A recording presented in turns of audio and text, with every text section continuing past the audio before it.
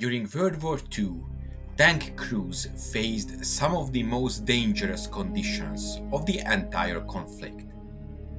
Fighting inside armored giants like the German Tiger or the Soviet T-34, these crews not only endured combat but also battled fatigue, claustrophobia, and exhaustion. With little room for comfort or privacy, sleep was a precious commodity for tank crews, and finding moments to rest became a matter of survival. Tanks during World War II were marvels of engineering, but they were not built for comfort. Crammed, hot, noisy, and often reeking of fuel and sweat, the interior of a tank was an unforgiving environment. Crews of 4 to 6 men, commanders, gunners, loaders, drivers, and radio operators had to coexist within this confined space for hours or even days at a time. When not in combat, tank crews remained on high alert for enemy aircraft, artillery, or ambushes. This constant threat made sleep irregular and fragmented. Even at rest, the ever-present risk of a surprise attack meant crews often slept on the ready, fully clothed with their boots on. How did World War II tank crews sleep on the battlefield? The short answer is whenever and wherever they could. Tanks offered no designated sleeping space. When the opportunity arose, crews slept. In conditions outside were unsafe, such as during heavy artillery barrages or in freezing weather, crews would sleep inside the tank. This meant curling up in tight spaces, such as on the turret floor, across the driver's seat, or propped against the main gun breech. Crew members often leaned on equipment or each other to rest. In safer zones, crews sometimes climbed onto the tank and stretched out on its hull or turret. The engine deck was a common spot because the residual heat from the engine provided warmth on cold nights. However, this exposed them to weather and surprise attacks. When possible, crews laid out bedrolls or blankets near their tanks, using the armored vehicle for cover. Sleeping on the ground was often more comfortable than squeezing inside the tank, though it left them vulnerable to enemy patrols or sudden advances.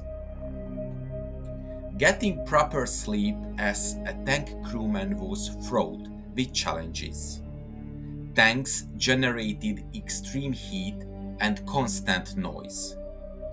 In desert environments such as North Africa, the interior of a tank could become unbearably hot, while in colder climates like Russia, freezing temperatures added another layer of misery.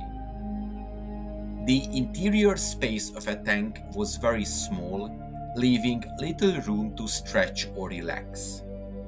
Stress from combat, explosions, and the ever-present fear of tanks catching fire after a hit made true rest nearly impossible. Crews often operated on minimal sleep because tanks frequently moved at night to reposition or prepare for dawn attacks. To deal with these challenges, crews developed creative ways to improve their limited sleep. They used helmets, jackets, or bags as makeshift pillows. Spare parts and ammunition boxes sometimes doubled as beds. In cold weather, crews huddled together for warmth or wrap themselves in whatever materials were available. The lack of quality rest took a serious toll on tank crews. Exhaustion led to decreased alertness, slower reaction times, and error in combat. Mistakes that could be fatal in the fast-paced world of armored warfare. Crews often relied on adrenaline, caffeine, or sheer willpower to push through, but the cumulative effects of fatigue were unavoidable. World War II tank crews epitomized endurance and adaptability. Whether wedged inside their cramped vehicles, sprawled across the steel hull, or curled up beside their tanks, they found rest whenever and wherever possible. Their ability to endure extreme discomfort while remaining combat effective stands as a testament to their resilience. Though tanks were designed to wage war, their crews proved they could also serve as shelter for sleep-deprived soldiers who found brief respite amidst the chaos of battle. The next time you see an image of a World War II tank, remember the crewmen who fought fatigue as fiercely as they fought the enemy, catching whatever moments of sleep they could inside their rolling fortresses. I hope you enjoyed this episode. If you want to support my channel, check out the PayPal donation link in the description or consider becoming a member. To make sure you don't miss my future work, subscribe to my channel please and press the bell notification button. Thank you and see you in the next video.